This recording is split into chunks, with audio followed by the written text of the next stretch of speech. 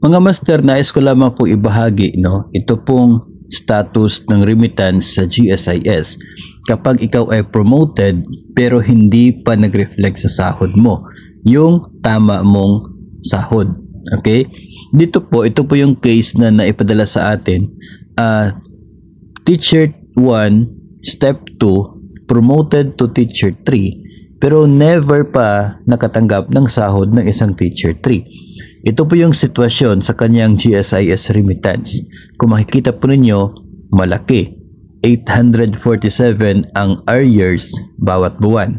Meaning, kulang ng 847 yung remittances sa kanya papuntang GSIS. Ito ay dahil sa hindi niya pagtanggap ng tamang sahod. Yung due na 6,577, that is 21% of the Teacher 3 salary. Bakit 21% po? Sapagkat 9% galing sa atin, 12% galing sa employer, 21% yung total remittance papuntang GSIS. Ang dapat sana niyang bayaran, 6,500 including share ng employer dahil Teacher 3 yung sahod. Pero dahil hindi pa niya natanggap yung Teacher 3 na sahod, ewan natin kung hanggang kailan pa siya maghihintay. November pa yung siya ay na-promote pero hindi pa niya natanggap. Yung kasalukuyang nire-remit ng agency ay nasa 5,700, 21% ng sahod ng Teacher 1 Step 2. Ganun po. Kaya mayroon siyang kulang na 800.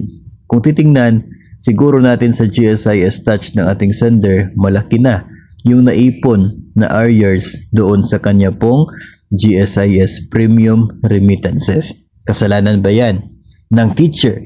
Hindi po. May nakikita po tayong posibleng may lapses po talaga sa part ng division office sa kanilang pag-implement po. Kasi kung promoted ka na, tapos last year pa yung promotion, bakit hanggang ngayon hindi po pa natatanggap yung tamang sahod mo? At ito po yung nangyayari. Magbabayaran po yung 800 doon kapag itong sender ay nabayaran na rin sa kanya pong itong salary differential.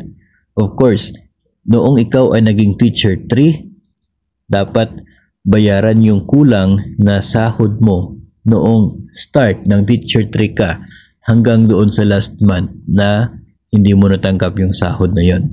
Okay? Kung magkano po yung total na kulang dyan, yung differential na tinatawag, mayroon pong 9% deduction intended for the GSIS. Tutumbasan niya ng 12% from your employer at yun ang pambayad sa 800 pesos per month na arrears sa premium.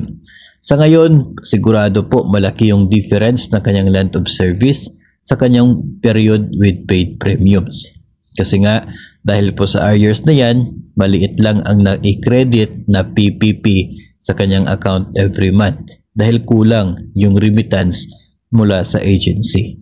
Ang malala po dyan, kapag nag-retire ka, yung PPP na actual, yun ang pagbabasihan ng inyong magiging pensyon. So, dapat remitted talaga, tamang remittance talaga para tama rin ang makukuha mong PPP, tama rin ang makukuha mong pensyon.